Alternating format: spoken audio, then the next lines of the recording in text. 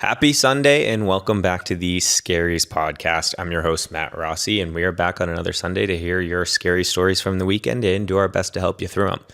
As you may have noticed, we are not in my typical studio today. I am sitting in my bed. A lot of you have always mentioned that you want to get me in bed, so here you go. Don't say I ever disappointed you.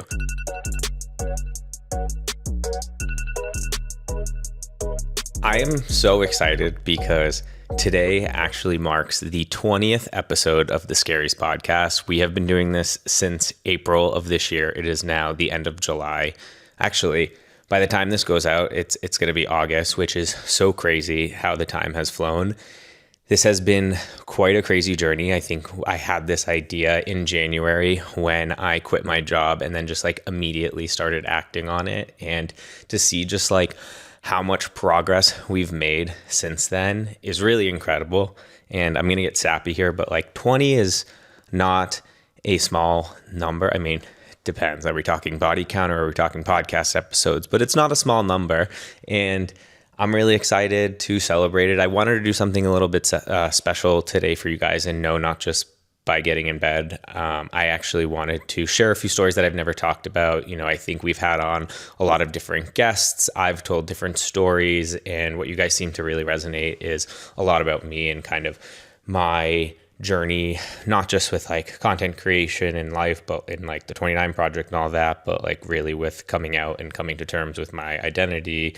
And so I wanted to share a few more stories around that I think might resonate. We won't make it too serious of an episode though. I'll try and make it fun as well with some submissions woven in. But yeah, I just really wanted to take a second to thank you all for tuning in, for listening, for watching. If you only watch clips, hey, you know what? That's cool with me too.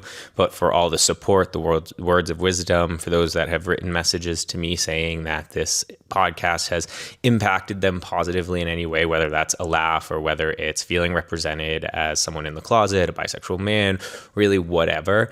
I'm really, really grateful that there is something in this podcast that you have found value in besides, me just acting crazy, saying out of pocket things and having fun. I'm glad that we can do those things along the way.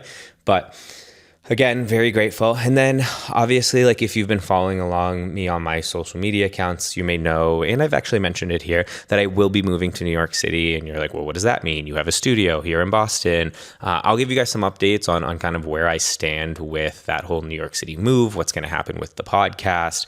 Long story short, I'm going to do my best to keep these things cranking. We're not going to stop this now. We got a freight train. It's moving. It's getting momentum. It's growing. It's most importantly having a positive impact on you guys. So I'm going to do everything in my power to continue this seamlessly through my move to New York and beyond. We'll do some kind of changes maybe to formatting. You might see more episodes of me filming in random places, kind of like my bed, like I am now. But whatever we have to do to get you guys the content to listen to is what I'm going to do, because you guys have continuously shown up for me over these past 20 episodes in 6+ months, and I'm not going to stop showing up for you. So with that, we can jump into things. So quick ground rules. Submissions are anonymous. They are to stay anonymous. If you submitted something, I'll never reveal your identity or who you are. This is an inclusive space. We listen and we don't judge. Everyone is welcome. And I am not a licensed therapist. This podcast is for entertainment and educational purposes only and should not be used in lieu of actual medical advice. So I did read those for legal reasons. I always do. I think today might be a little bit less submission heavy and a little bit more storytelling on my end, just because I have some kind of cool stories that I thought I could tell and resonate with. So if you saw my coming out podcast, that was released on June 1st, which is now over 2 months ago. It's crazy that I guess consider that as my public coming out now, and just how much my life has kind of changed within those past 2 months, but also hasn't changed in a good way. I feel in terms of me feeling open and secure and happy, and I've finally stepped into this version of myself that I was always meant to be, and being able to now share that and have everyone in on the secret. It has had such a positive impact on my life, but my day-to-day hasn't changed. The people that continue to show up for me are continuing to show up for me. I haven't lost anyone, and if I have, I haven't noticed. So clearly they didn't matter that much. But It's just really crazy that it's been 2 months since that episode. I'd say this episode might be a little bit more similar to that one. I wanted to tell a story of like the first time that I ever came out, but we'll get there. And so yeah, like I'll try and keep it light and fun, but I did want to share some more of the stories that you guys have reached out to me and said really resonated. So to kick things off, I will read one scary that I got recently this past weekend that was really resonated with me. And just because, so if you guys have been following along, you know that this podcast stemmed from an Instagram series that I do every Sunday where I ask you what's giving you the Sunday scaries, and I do my best to kind of offer whatever funny jokes or support I can. Oftentimes, to varying degrees of success, but when I get messages like this one, just because I didn't repost it on the story doesn't mean that I don't see it and I don't see you. And I actually kind of wanted to save it for something bigger, which was this podcast. So just because I don't repost it on my story doesn't mean it's not a good submission that I don't care about and that I don't want to share. It just oftentimes means that I might have bigger plans for it. So this one says, cut or uncut? No, I'm just kidding. That's not the submission, though that is one, but that's not the one that I wanted to read. Okay, this is it. Sorry, it took me a second. You guys submit a bunch of stuff, so it's hard to find it sometimes. But this one says, I came out to a friend. It was the first time I've ever said anything to anyone. First off, I'm so proud of you. Congratulations. That is such a big accomplishment. Like speaking the words out loud, like to yourself can be a big deal sometimes, but like to then share that with someone else is really incredible. It's definitely a moment that you'll remember for the rest of your life. I was recently watching the show Overcompensating, and it's something that I have really resonated with having gone to college during kind of the same time frame that the show takes place in, and now kind of being like a millennial looking back on the college experience and like having to hide a portion of who I am. And there's so many things that resonated like with me in that show. And I'm sure if you've watched the show as, a queer man, you probably feel the same way.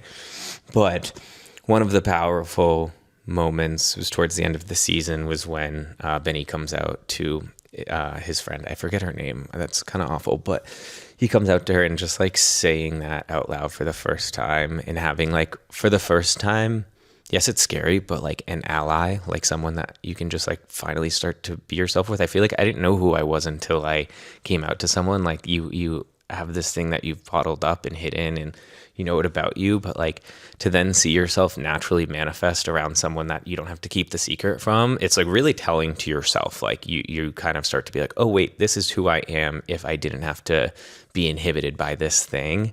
And it's almost like, yes, it's about them, but it's so much more about like, that's when I started to meet myself, was when I told my first person. And that was a story that I wanted to tell today because I've told you kind of like a bit of my coming out story and kind of the more recent stuff, but I have not told you about like the first time that I ever came out and to anyone. And so it was in 2020, which was during COVID. So quick timeline, I went to school in Michigan. I graduated in 2018. And then during 2018, I moved to New York City and I lived there for 2 years. And I was coming off of like a heartbreak, a secret heartbreak and a one-way heartbreak from college with someone that like I had fallen in love with. And I didn't even know, like, that was how I figured out my sexuality, was like, I knew that, like, I had some here and there attractions to guys for the most part. I had girlfriends. I was attracted to women. I dated women most of my life. Like, things were fine. But then I had this like relationship in college, and it was like senior year that like really shook me, that I was like, this is way more than I like would expect out of like a friendship. I think I've talked about this before. But basically, I didn't break up. We didn't break up. We never dated. I left college. We graduated 2018. I moved to New York City. It felt like I was going through a breakup. I had like this deep heartbreak. I couldn't tell anyone about it. Like I had to totally keep it to myself.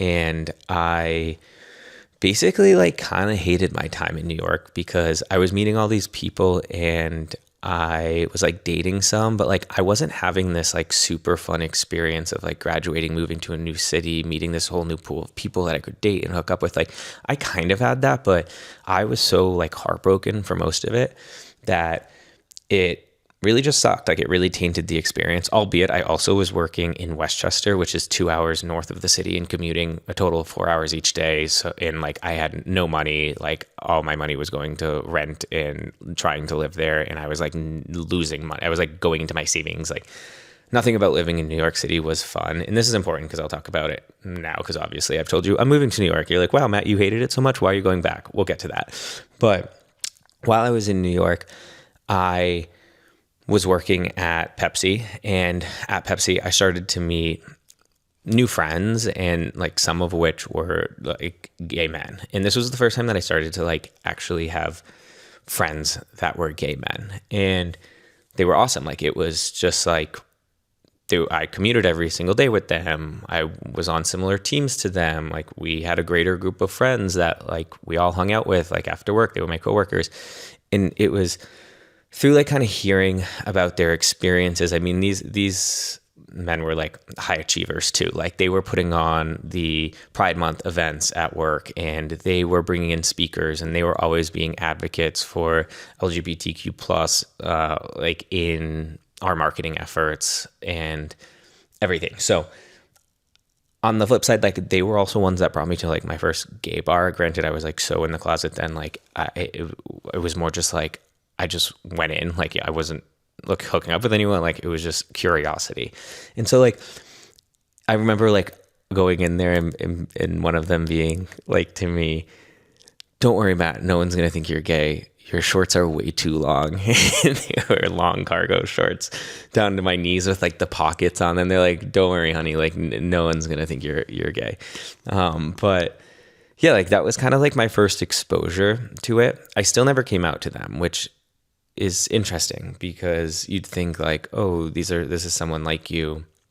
Like, wouldn't you feel comfortable coming out to them? And like, they really, I don't know. I went from like not being like fratty, but like around mostly male straight friend groups, like my whole life that all were in frats. And it was just like this, not toxic masculinity. Cause honestly, a lot of my friends weren't toxic. Like they came from like, they went to liberal arts schools, like they understood, but it just like, it's different when you actually like are someone in the community and like you're around people that just are straight. Like it's different. It's just like everyone acts differently. Like it's not the same. So like this was for the first time, like more than my close friends were like gay, and like it just painted such a positive light. Like it allowed me to kind of like start that journey of like not being ashamed of it, and that there are people that are so proud and confident in it, and they live this awesome life, this awesome, exciting life in New York City, and they're happy and they get to be, you know, advocates and make positive impacts at work, like those kind of things. And so they really inspired me away, and they don't even know it. Like if they watch this sometimes, I think we'll see if they text me, but like they from the start like had been such a positive representation for me while I was going through it. Like granted, like this was in 2020, I'm 2022, I'm right now 29. So like this was 7 years ago. This is how long this process is. Like it doesn't happen overnight, but just thinking back to that like was kind of the beginning of the gears turning like this, after having had kind of the college experience of like understanding that like, hey, you know what, you're not straight, like you're into men. And then having now this exposure to the community for the first time, like this got the wheel cranking. COVID hits. This is 2020, yeah. So, and like simultaneously, I had gotten a new job in Boston. Like I hated New York. Like I hated the commute. I hated that I couldn't be who I was there. I hated that I was losing money. Like all of these things, I was like, I'm not enjoying this how I should. So I'm gonna go back to Boston. I applied to a new job. I was like, I'm just gonna like reset a bit. I had lived away from home for 6 years now between college and post grad, and I was just like, I want to live in Boston. Like growing up, I was the cool kid. I was the popular kid. Like in high school, like life was easy for me in Boston. Like I had friends there. I had family there. Like I had a support system. And I was like, I have just been so far out of my comfort zone, like too much for the past 6 years, that I just need to like go back and reset. And that's what I did. I moved to Boston. I moved home first. Didn't get an apartment for like 6 months, but during that time, I had gotten a new job. I like got a promotion, like a double promotion, because I, you know, came from Pepsi, which is a really good marketing program, and I was going to a smaller company, so I was able to kind of take on more right away and got to move up quickly there. So now I'm working there, I'm living there, and some of my friends and high school friends were also living and working there, and one of which was my ex-girlfriend. I was out to drinks like after work with her. Like she had worked in the seaport, I worked in the seaport, so I would like actually drive her into work and home from work every single day, because we lived like 5 houses down from each other and were commuting to the seaport together and both living at home at that time. So it was like one time, so she was, again, my ex-girlfriend, but like high school, like honestly the girl I lost my virginity to. And we just like, I don't know, I had a lot of ex-girlfriends that I remained friends with. Like it was like maybe not immediate, but over time I really cared enough to try and, mend those relationships. Also, a lot of times, like when you're in a high school relationship, a lot of times you have the same friend group, so it's kind of not your choice. And this has now been the rest of high school and college into 2 years of adult life. Like her and I definitely were friends. She's one of my closest friends. And she also had come out as bisexual maybe 2 years prior to this, or a year prior to this. She is like the sweetest girl ever. She's super smart. She has an incredible like petite body. Like she was a gymnast, cheerleader, like literally like perfect. And she was just also like just like very compassionate, very easy to talk to. And she had come out. Everyone was pretty surprised. Like everyone she had dated, like had boyfriends for a long time, me, other boyfriends, long-term relationships. She also always got the guy that she wanted, kind of thing. And then she came out and she had like started dating women, and it was really interesting too to see like how much she owned it and like was so comfortable in herself and just like talked openly about it. And like also very much, like you would go out with her and like you didn't know if she was going home with a guy or a girl. Like she like marched to the beat of her own drum, and it was just so cool and so refreshing. And she had this way of kind of talking about it where it was like, yes, it's like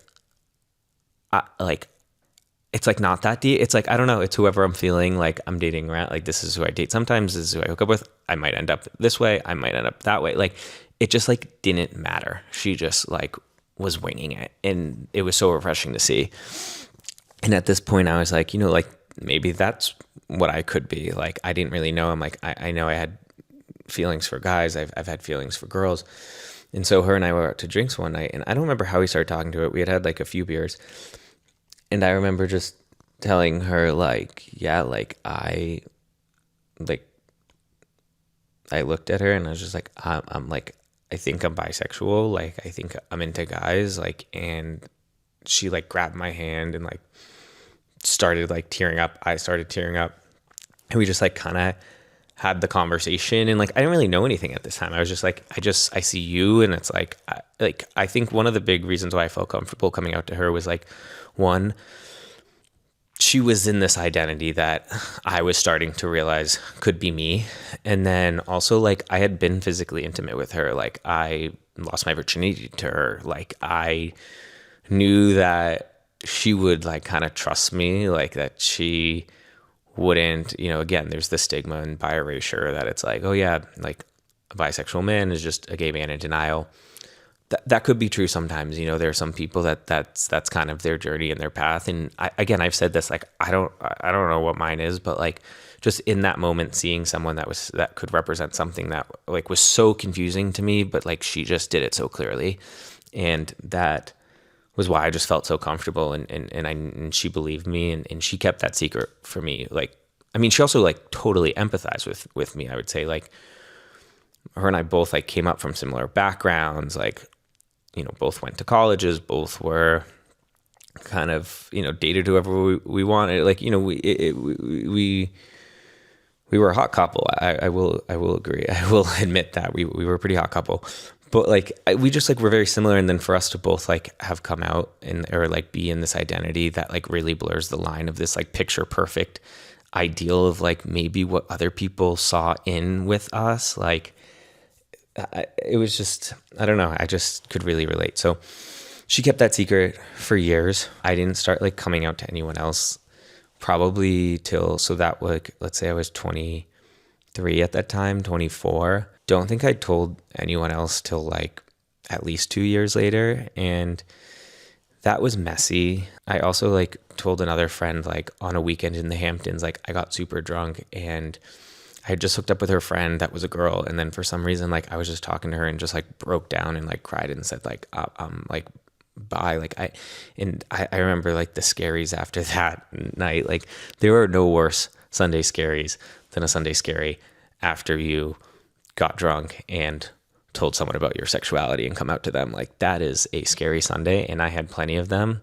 I think like in retrospect, like they're not as scary. Like it's, I'm proud of those moments. It was just like, they always came out messy. I think that's the hard part about when you come out drunk to someone. Like it's just, it's so much messier. Like sometimes you need the kick in the butt. Like there were times where like I was dead sober where I like really wanted to come out to someone and I just like couldn't. I would tense up. I would have so much fear and I just like didn't want to have the conversation. When I'm drunk, I'm like, I'm gay. Like it's so funny. Like it just like immediately comes out and you have this awesome conversation, but like, you know, it's messier. Like you're drunk. And then people are like, did they mean that? Or were they just drunk? Or like, do they remember that? And then they kind of have to tiptoe the next morning. So that's a whole thing. But I do think it's the kick in the ass sometimes that you need to finally just do it. So I think like even all the times I've come out drunk, like the next days have always been the sober conversations, that those are like kind of the meat of it. So yeah, like, so kept that secret for a while. And then when I turned 27, I had like gotten into a few relationships that like I really thought were end game. One of which was Jen Tran. And then the other was, another girl that I had met like in, I don't know exactly, like 2021. And I like fell head over heels for this girl, like, and she was a few years younger, was living at home, and she had gotten, so like we had met through mutual friends. Like a lot of her girlfriends were dating a lot of my guy friends in Boston. And so her and I like hooked up one night and then just like honestly started dating from there. It happened pretty quickly. Like, and I was head over heels with this girl. I loved her family. She had this kind of like carelessness to her, but also like cared so much for like her people and her friends. But like in terms of like how people viewed her, the way that she like walked and what she wore and all this thing, like she just like didn't give a shit. And I thought that was so sexy as someone who just like always gave a shit and was always so hyper conscious of like how I was being portrayed and perceived and how I could present myself, and like, you know, really toning myself back to kind of be palatable for other people. Like she didn't do this. And so I think that was one thing that I was really attracted to her for. And fast forward like 9 months, we dated, and she during the whole time was living at home and was like, had graduated during COVID and then had moved home and was applying to grad schools for psychology. And she wouldn't tell me where she was going, because like where she was applying or what her top school was, because she like didn't want to jinx it. She was super superstitious. But turns out she got into NYU and was moving to New York City. And I was like in my head through this time, like, yes, when I moved to Boston, all my friends were living there, but like slowly all of them were like leaving me and moving to New York City. And I was just like, why does everyone fucking keep moving to New York City? I fucking hate that place. I can't go back there. Like all of the people I care about are moving there. And what the reality is like, I didn't hate New York City. I hated myself when I lived in New York City, and I hated that version of myself. And I resented the city because of it, because I was not ready to process the version of myself that I needed to be to like enjoy New York City. Like that, I just wasn't there yet. And like, I just kept getting people moving to New York City. And now this girl, she was getting in and was going to go in like a month. Like it was such a quick turnaround. And I was like, but I'm going to marry this girl. This is my wife. Like, and part of me was like so relieved, because I was like, oh yeah, all that stuff about like college and all those guys that like, you know, maybe I had feelings for, I don't have to deal with it because I found my person, and I would never have to deal with it. And then boom, what happens? She's moving to where? New York City, of all places. And I'm like, okay, we'll do long distance. She told me like it was very difficult for her. And I feel bad because I was so emotional and distraught over this, and like definitely was like one of those people you break up with that it's just like, you just watch them in so much pain and feel so guilty. But I made it through, like if you're watching this, don't worry, I'm great now. Love you.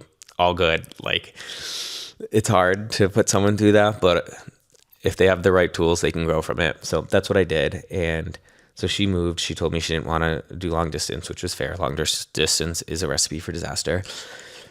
And so she moved, and I like kind of started this journey of like, okay, I have like dated a lot of people in Boston. I can't find anyone that I actually care about. And then I found someone I really care about that I thought was the person. And then she moved, like, well, there's this other pool that I could tap into that like I've never explored, and that was men. And that's like what I started doing. And I started to come out to like one of my roommates and started to explore dating men. And this, I'm like 27. I like really remember, actually, no, I was 26 at this time.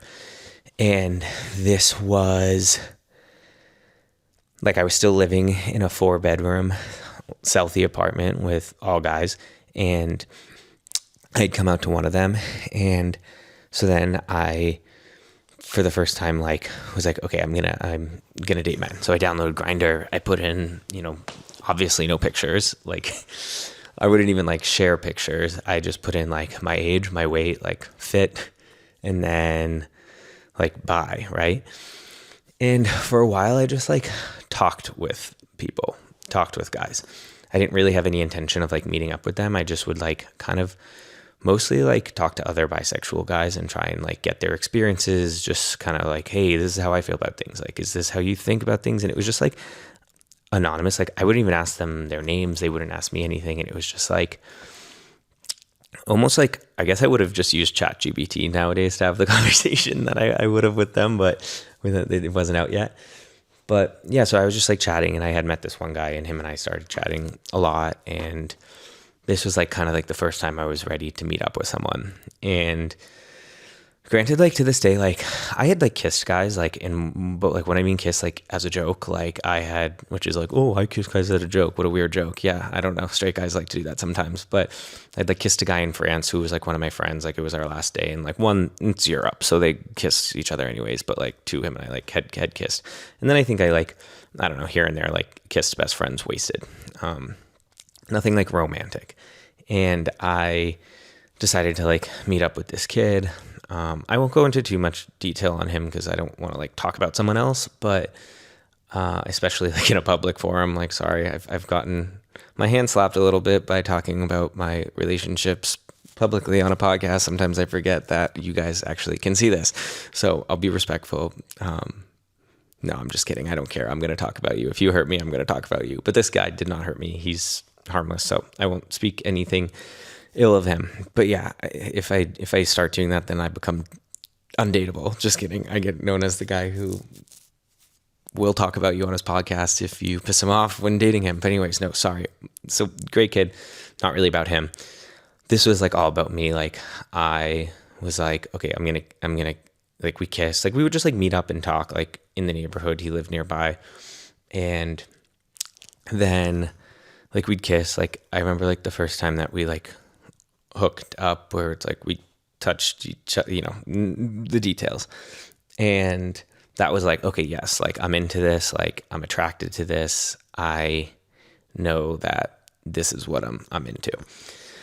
So then like from there, like things were pretty short-lived. Like we had only hung out once or twice. And then I just kind of, dated both. Like when I went out, like I would meet girls at bars. I would like go home with them if I was feeling it. And then simultaneously or like in between, like I would go on Grindr and talk to guys, and I wouldn't really meet up with them as often, but like I would start to share more like photos of like my face, like, or just share who I am. And, had a few like Instagram kind of connections that were through people that I've met on Grindr, but again, had never really done anything with.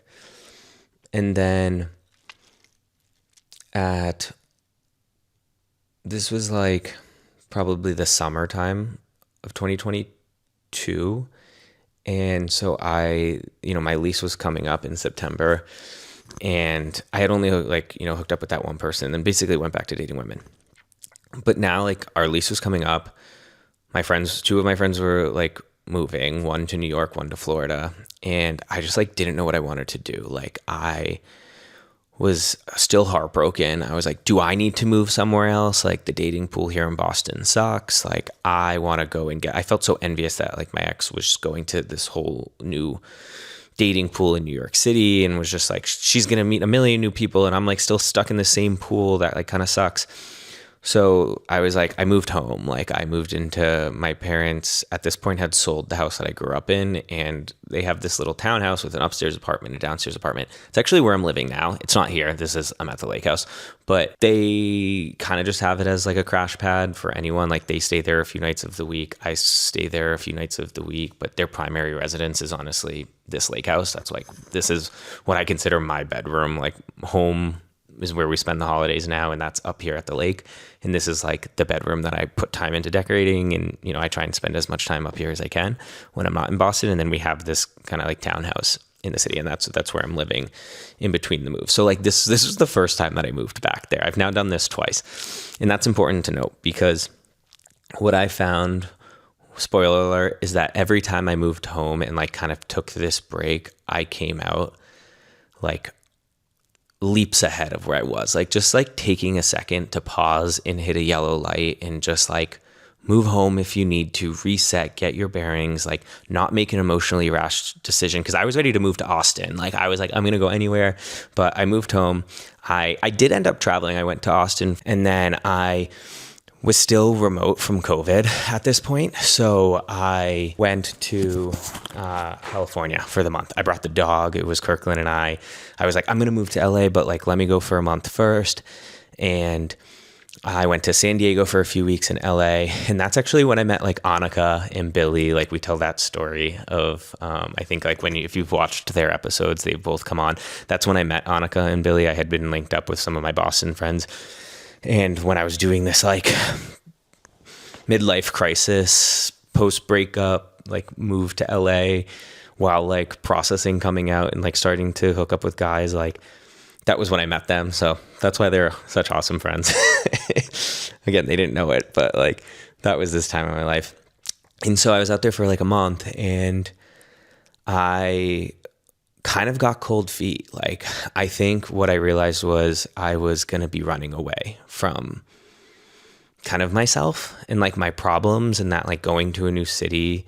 And like, I mean, I was introducing myself to Annika and Billy like as straight and like hanging out with their friends, like again, like a very LGBTQ plus friendly like group of friends that I still was like cosplaying this same person. So I was like, I can't run away from myself like unless I make some changes. Simultaneously, I had like gotten the return to office kind of thing. And I did get a promotion during this time too. And they were like, if you want this promotion, then you have to come back to Boston. It was basically like I was forcing myself out of Boston due to emotion. But at the same time, like the universe was like pulling me back in, almost saying like, not yet. Like you're not the person you need to be to leave and move on and do these things. Like things were kind of falling back into place. So I was like, fuck, all right, I'll go back. I got a promotion, which means I got a pay bump. I was living at home, which means that I could sign a lease at any point, and I like wasn't on the September to September 1st lease cycle that's common in Boston. So the good news on that was there was a lot of inventory. So there wasn't a lot of inventory, but I was able to like get something a lot cheaper because it wasn't as competitive. So I like kept my eye on a few like locations in Seaport. I was like, okay, with this promotion, maybe I can afford to live in Seaport if and for those of you that are not from the Boston area, Seaport's like this very new, like very luxurious apartment building, like hotspot where everyone goes out, everyone wants to live, but it's super fucking expensive. And I was like, and it was where my office was. And I was like, if I can get a studio and I can walk to work, I won't need my car, so I won't need to pay for parking or won't have to pay any like auto related expenses. And I'll have a gym in the building, so I don't have to join a gym. So like that's another few $100 saved. Like I basically like built out a budget sheet and was like, I can rationalize this rent. One, because I also got like a month free because it was the off season. Like I got a lower than market value apartment in Seaport. But then I also started to like crunch the numbers of like, okay, there's a workspace here. And, I mean, I think for the first like few months, I wasn't even getting internet. I was using the building's internet in the common spaces. Like it was crazy. Like, and that was like how I was able to afford it. And I moved in, and as I was doing it, I was like, I can't live like this. Like I need some sort of side hustle. And I had like wanted to do a side hustle for so long and just like didn't know what it was. I had tried to get my real estate license. I've taken the class twice now. And basically how it works is you take the class, and then after 2 years, you can take the test and you get your real estate license. I've taken that class twice and let it expire once, but it's about to expire again in October. That's why it's on my 29 project bingo card. Is I need to fucking do it this year, but we'll see if that happens. But like, I just like I knew I had to do this like side hustle, but I wasn't doing anything. So I was like, okay, well, what can I realistically do? And I was working in marketing at the time, and like this whole like influencer world was starting to really pick up, especially after COVID. And I was like seeing how much we were paying these influencers to make videos. I'm like, this person is making my month or my like yearly salary in one post. Like I can do it. So I made a commitment to post once every single day on TikTok. I started on TikTok. I kept Instagram anonymous because like that felt too much like these are my friends and family. Like I did not want to go onto Instagram. So I did it on TikTok, and it could be anything. Like it could have been a short, like stupid little joke to like, I started to my friend Blake, who is a creator in Boston, like makes very like high end, polished, edited lifestyle videos. And I was like, let me try doing one of those. And like, it wasn't good at first, but like as I practiced, I started to figure out pacing and editing and how to get new kind of cuts and shots to make it more interesting. And I got better at it. And then I'd have stuff like me and the dog. And like, I kind of just like through trial and error from like forcing myself to do it every single day, started to figure out like my niche or what worked. And it was kind of this like blend of lifestyle and entertainment. I'd say I'm like still kind of in that. Like, I don't really know what my content niche is. Like what I'm hoping is that like you're here for me in Kirkland, that like no matter what type of video I'm posting, that you guys are here for us. But like, I do like, I am someone that like cares about like a healthy lifestyle, but like, I also like to have fun and like make jokes. And like, so I think like if you see my profiles, it's kind of the ADHD brain all over the place. And I think that's just like representative of who I am. And like, I want you guys again here for us, not for, because you like really like to watch me as like a sim character cleaning my apartment on a Sunday reset, so, but I started posting and it started to make money, and I started to like now be able to enjoy the apartment a little bit more and pay for traveling, or like, just like, I don't know. I was like starting to like live a little bit more comfortably in Seaport, which was like such a blessing. Like everyone's like, oh, you're like, must be a trust fund kid and your parents are paying your rent. Like, no, like my bedroom was my living room, was my kitchen, my couch touched the tip of my bed. Like I was basically living in a hotel room, and I was making content around it because like I didn't have a choice. Like I was like, okay, if I'm paying this rent, I'm going to get my value back. So that's why I started making videos, and then eventually I could monetize them. And then like eventually that monetization approached to what my monthly salary was at work, my monthly paycheck. And then slowly it started to pass. And I did that for like a year of making more money from social media, but like not wanting to quit just because of like the security, the health insurance, like the friends that I made at work, the like, the whole idea that, I went to business school. I went to a top business school at the University of Michigan, and then I worked my ass off to go to Pepsi, and I commuted 4 hours a day to then like get promotions and like work really hard and like take on these big projects and whatever. Like, how am I going to quit all of that to make wiener jokes on the internet? I couldn't rationalize it. And I was scared. I was scared that when I'd quit my job, I'd lose like this relatability, and that everyone would not want to follow me anymore. And then the second that I quit that, like I'd stop making money, and then I would just put myself into financial ruin. So I did like a year where I just like saved up the money. Like I didn't touch the content money, like outside of like, if I couldn't afford to pay things with my paycheck, like essential expenses, like I would then dip into the content stuff. But for the most part, I just put it away. And that was a really stressful time. Like I was working a lot. Like I had to make sacrifices in my social life. I had to like not see family and friends as much, but like also like a lot of my friends had moved to New York, and like I had made other friends in Boston. Like I think I'm a pretty outgoing person, but like I wasn't really prioritizing time with them. I was just working all the time. I was working 9 to 5, coming home, either working out and then like continuing to just like work on content, like posting that video every day or working on sponsored videos. And also like I do travel a lot. So like that on top of things, like I was operating off of such a high cortisol level, like I was going crazy. I'm grateful for that time. Like it's kind of like the boot camp. Like I had to suffer for a bit because it wasn't for nothing. At one point I was just like, I don't have to worry about things financially anymore. Like I can more than afford things. And I'm grateful that I have now this community and this platform that I've built. And I understood what the universe needed me to do when it wasn't letting me move. And it was this. It was finally taking the risk and building up the side hustle. And then like eventually, you know, this January, like when I quit my job and started the podcast and did all of these things and came out, like it was preparing me for what I needed to do. And now I'm doing it. So like, that's why at the beginning when I was being all sappy about like this podcast, I think just since January, I've changed so much. You guys have probably viewed me a lot differently from when you knew me before. Or if you're just meeting me now, like just trust me, I was very different when I started all of this. And this whole process of social media and the 29 project and betting on myself and not caring what people think and coming out, like it's been a true like practice of self-actualization, like figuring out who I am. Like I figured out who I am through social media. All of the things that I hid about myself for so long because I was scared of what other people would think of me or like of making them uncomfortable, that my sexuality would make you uncomfortable.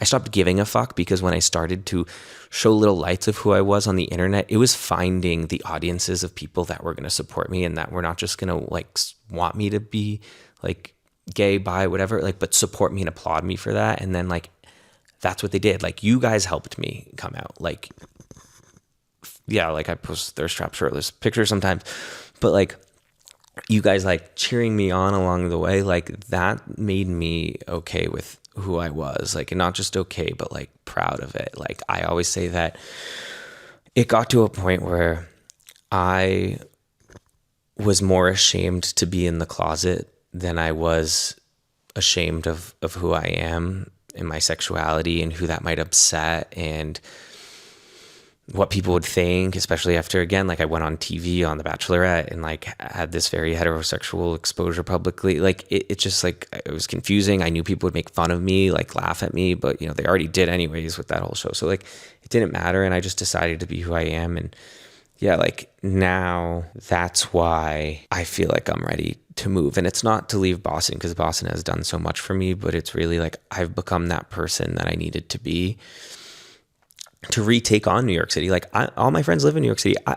New York City as a place I visit, I love it. I just like, I hated again who I was when I lived there. So that's why I am so excited to be moving back, like as just this version of myself that is 100 times better, that is true to myself, that is authentic, that I've had these experiences. Also, yeah, financially, yeah, I can afford it now. I couldn't before. I don't have a commute to Westchester anymore. You know, I work for myself. So just like the conditions are just so much better in every way. And that's why I'm really excited to move to New York. And it was a really long-winded story. I really have a great way of rambling, but I hope that it gives like context and, you know, that just one submission of that one conversation that you had coming out to your friend. Like I remember that and just the snowball to avalanche rolling down a mountain effect that moment is going to have on your life. Like I think of where I am now to where I was in that moment, and I could have never imagined any of this.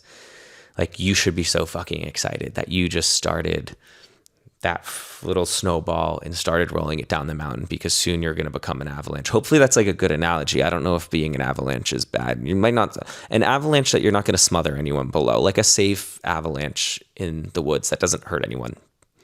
But anyway, yeah, so that's kind of a little bit more on my coming out story. And a little bit more on New York. So like, again, like part of the plan to move to New York is like, I want to keep growing this. Like there are a lot of creators that I'm connected with that just like aren't based in Boston. They're in New York. I get invited to a lot of events in New York that I'm not able to go to. And in terms of like guests, like people that I can bring on for the podcast, there's just more people there and just more of what I do, more opportunities. And that's why I really feel like it's calling. And in addition to like my existing support system of friends, like I'm not just like, I'm going to go and become a New York City influencer. It's like, no, like my people are there too, so that they can kind of keep me grounded when I'm doing all of this stuff. So that's kind of the why of New York. And when I do it, like I'm going to continue this. Like I don't want to stop this train. Like the podcast, it's growing, it's finding its audience. Like, again, like it's resonating with you guys. I'm excited. And yeah, that's kind of what's next. Like I'm excited for the next chapter. Like I will say, like we might take a season break. Like I think, while moving and like kind of looking back on kind of like what worked this season and, what could be improved and what you guys want to see more of. Like I'd love to take a step back just to like revamp it. But like my fear is like, I'm not going to take a step back and then just desert this. Like we're in it for the long run now. The format might change. The stories might change, but we're not going anywhere. And I'm going to do my best, not just my best. I'm going to put everything I fucking have into growing this motherfucker and giving you guys what you want and hearing more of your stories and hopefully sharing my messy stories and my successes so that that when you guys do these crazy things that feel so humiliating and feel so embarrassing and you're just like at these rock bottoms, someday like these are the things that become your strengths and allow you to grow in the same way that like I have. And this isn't me bragging. I'm not humble bragging. Like I'm not doing any of that. I'm showing you what the opportunity for you is as someone who's been there. Well, I've made a lot of strides. I think what happens is like, yes, you make these big strides. You have new problems. Like with new kind of levels come new problems. And some of the new problems I'm facing is like, I am still shedding a lot of kind of the version of myself that I used to be. And it's interesting because, and we'll go back to the show Overcompensating. Like you can see it very well illustrated in that show that it's like, the performance that you have to put on as like a queer man to be like straight passing, it's exactly that. Like you're overcompensating, like you're trying to make sure that no one's onto you. And oftentimes you do such a fucking good job that people just like actually don't really like you. Like if you see the frat guys that's, Benny's put up against and like starting to be, but then realizing like, hey, this isn't me. And these guys are fools. These guys are losers. They're idiots. They're fuckboys. Like that was the image that I was hiding under because I was so scared of the real me seeping out and having rejection, when in reality, that real me was so much more palatable, or like what actually people wanted, than like this image that I was putting on. It was like the image that I was putting on was the rejection. And it's such a wild paradox of like, you put on this performance in an attempt to be seen and loved and accepted, but it's in doing that like, I mean, people, yeah, they called me a fuckboy. Like I've had so many people that have come up to me recently and just been like, I want to say to you, like, I was wrong about you. Like my first impression of you is a total 180 of the person that's standing in front of me. And I feel guilty because of how much I judged you for like this person that I thought you were, when in reality, like you're just not that person at all. And I think like that kind of sucks to hear, honestly. I won't lie, but like it also is at the same time really reassuring that it's like I've made the change and made the growth, and that like me being my authentic self is what actually people like more than, the closeted version of me. You're this person like that. You're just, all you want is love. Like all you want is to be appreciated. And I think when you start the process of coming out, you see that was always the case. And if anything, like I've said, my relationships have gotten deeper after coming out. And it's true because it's like, I'm not putting on this performance anymore that honestly most people didn't even like. So, but that being said, like there's that underlying need to be chosen. Like when you are putting on that performance, it's like you want to be accepted, and then part of that is like you want to be chosen. Like you want people to like want to be around you and accept you and love you. And I think that's like one thing that, even though I've like now come out, I'm still kind of like struggling with, like especially in relationships, is just like this continued need to earn people's love. And they say like a lot of how we show up in relationships is based off of our childhood traumas and like parenting. And it's not necessarily like that our parents did a bad job with us. Like you could have great parents, terrible parents, parents that are just parents, like real parent, like, probably a mixture of both. And I think those, like it could be like an example of someone that like could develop anxious attachment style, which I tend to have in a relationship. That could be due to having a parent that worked very often, worked long hours. Maybe they were a lawyer or a doctor and they were always gone. So then when they were home, like that child now is fighting for the attention, right? Because they just don't have the opportunity a lot. And that can manifest later in life as like an anxious attachment style. what I felt like growing up was like I had supportive parents. I had like more traditional parents, and like again, my parents like didn't go to college. They weren't super open minded, but like they loved us. They did their best. Like I came from a very supportive Italian family overall, but like I felt like I was always trying to water myself down to kind of please them. Like I totally had like the perfect boy syndrome where I kind of kept quiet. I did my homework. I followed directions. Like I used to put myself in timeout if I did something bad because I was so scared of upsetting someone that, or like getting someone mad at me, that I would literally put myself in timeout. And I was just like this like good, well-rounded kid. Like sure, I had a mouth on me. Like I've always been witty. I've always been like, I could chirp a bit, but like for the most part, like I was just so scared of rejection because I was hiding this version of myself. Like I was so scared that people would think I was gay and then like not want to be my friend, and then I'd have no friends or my parents would hate me.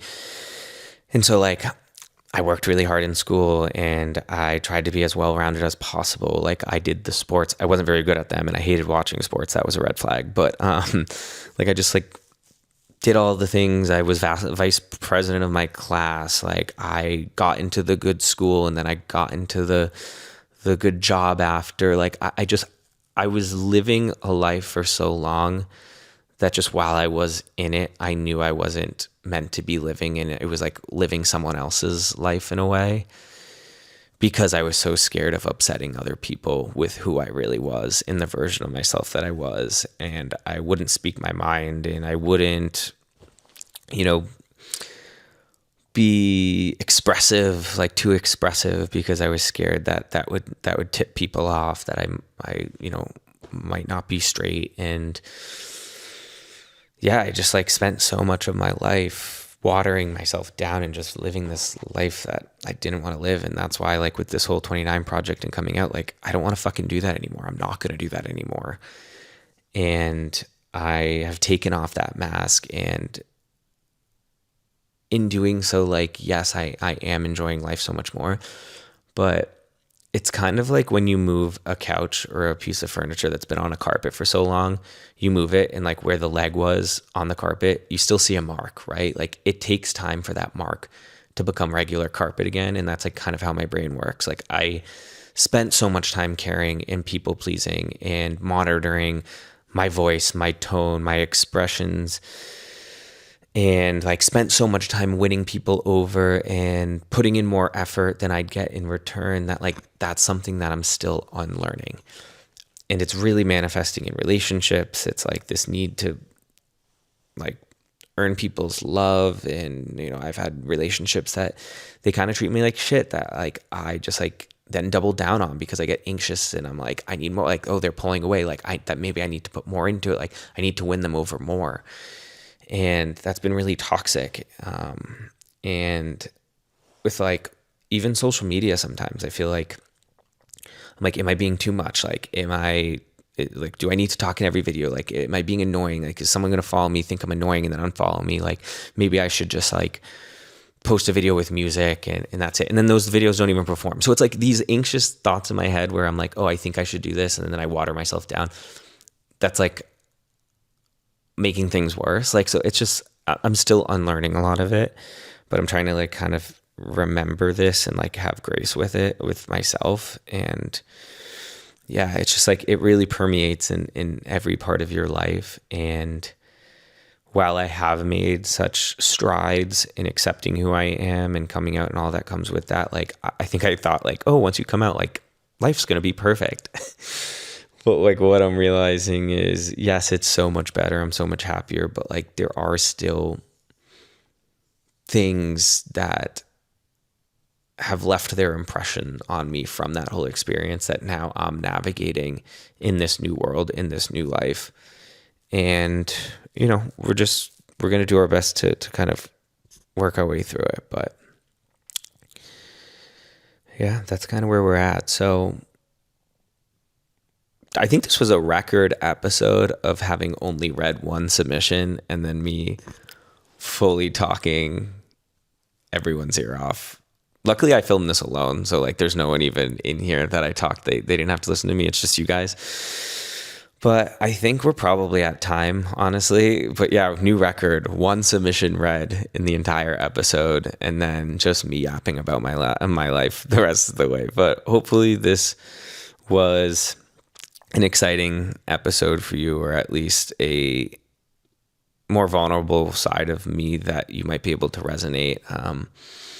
But yeah, I wanted to do something special for episode 20, and this felt like that. So with that, scary of the week. There was one scary, and it was coming out to your friend for the first time. We're going to reward this scary of the week because I'm so fucking proud of you, and your life is going to get so much fucking better because of this. I promise you. This is, like I said, the snowball that's going to turn into an avalanche. It's not scary of the week because it's something worthy of being scary of. It's scary of the week because it deserves to be acknowledged and celebrated. So that's what we're going to do this week. And yeah, I shared more about, my story, and we'll have more stories throughout if you guys like them.